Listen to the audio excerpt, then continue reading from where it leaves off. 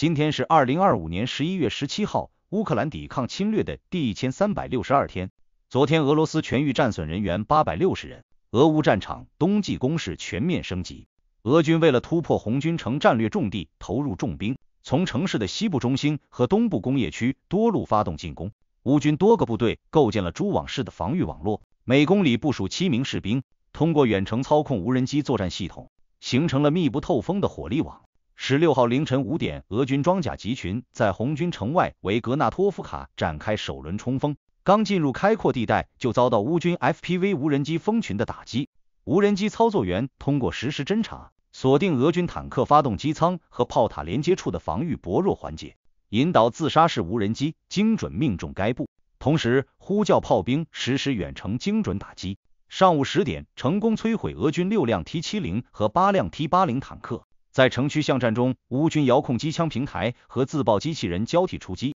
重创俄军渗透的步兵分队，多次推进仅数十米就遭到无人机的锁定打击。俄军全天在红军城战场战损数百人，未能夺取任何关键街区。12式 F-16战机从乌克兰西部空军基地起飞，直扑红军城，在电子战部队的掩护下，对俄军部署在城市东郊的雷达站和装甲集结点实施精准轰炸。战机发射的导弹精准摧毁雷达设施，瘫痪了其战场感知能力，为地面部队进攻扫清了障碍，完美诠释了空中侦察加精准打击和地面清剿的系统战术。这种高科技作战的模式，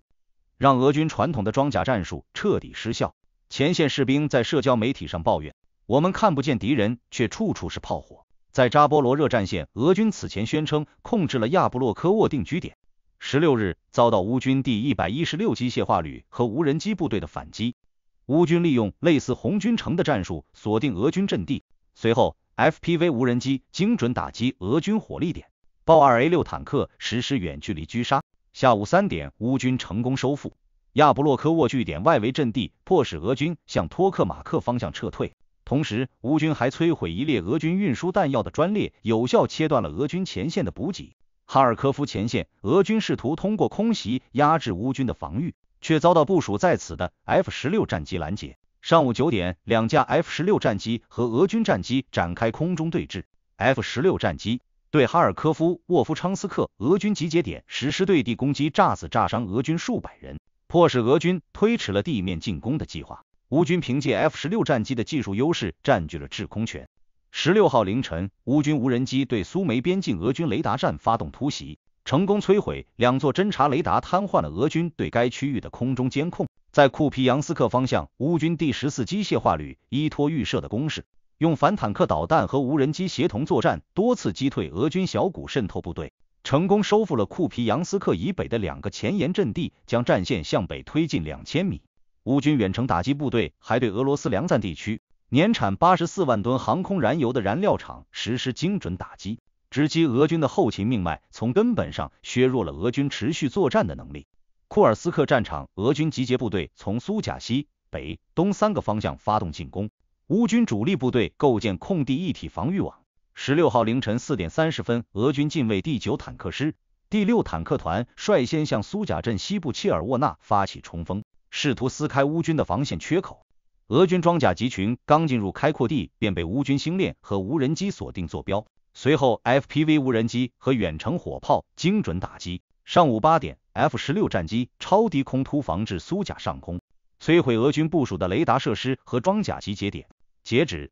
12点，乌军在库尔斯克战场摧毁俄军12辆主战坦克和23辆装甲车，击毙击伤俄军400余人，成功守住了苏贾镇的核心区域，将战线向北推进 1.5千米。下午2点，别尔哥罗德战线，乌军远程打击部队和无人机协同作战，对别尔哥罗德南部俄军火力发电厂实施打击。无人机率先摧毁发电厂外围的防控哨，随后导弹精准命中发电机组，导致俄军前线补给一度中断。上午10点，布良斯克战线，俄军第127摩步师小股部队试图通过浓雾掩护渗透乌军防线，却被乌军部署的声学传感器和微型无人机发现。随后乌军使用反坦克导弹精准打击，击退俄军进攻，摧毁5辆装甲车，零伤亡，守住了布良斯克关键要地。下午3点，赫尔松战线，乌军第35陆战旅在无人机的掩护下强渡第聂伯河支流对赫尔松东北部的俄军桥头堡发起突袭。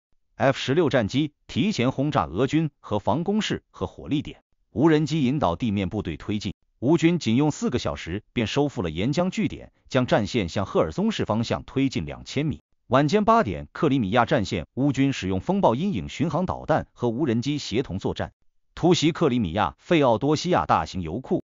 导弹精准命中储油罐，引发连环爆炸。近期，乌军多次空袭战果显著。第一，乌军使用3枚重型导弹瘫痪了俄军本土沃罗涅日的火力发电厂，其中2枚导弹贯穿了新建的锅炉房，炸碎了 LM600气体模块。这座2019年刚建成的发电厂为1000多家俄罗斯企业供电。与此同时，沃罗涅日设计局也遭到袭击，该单位是俄罗斯重要的导弹发动机生产基地。尽管俄方否认没有被炸毁，但未做任何解释。第二，此前被袭击过的奥廖尔发电厂被摧毁多个核心部分，涡轮机被彻底打报废，60%的城市供暖和40%的居民用电被迫中断。第三，别尔哥罗德州的鲁赫发电厂被炸，2万居民陷入漆黑的夜晚。第四，几周前被袭击的弗拉基米尔750兆瓦的变电站再次被袭击，受损严重。第五，俄罗斯3大电力发电厂斯科特罗火电厂遭袭紧急关闭。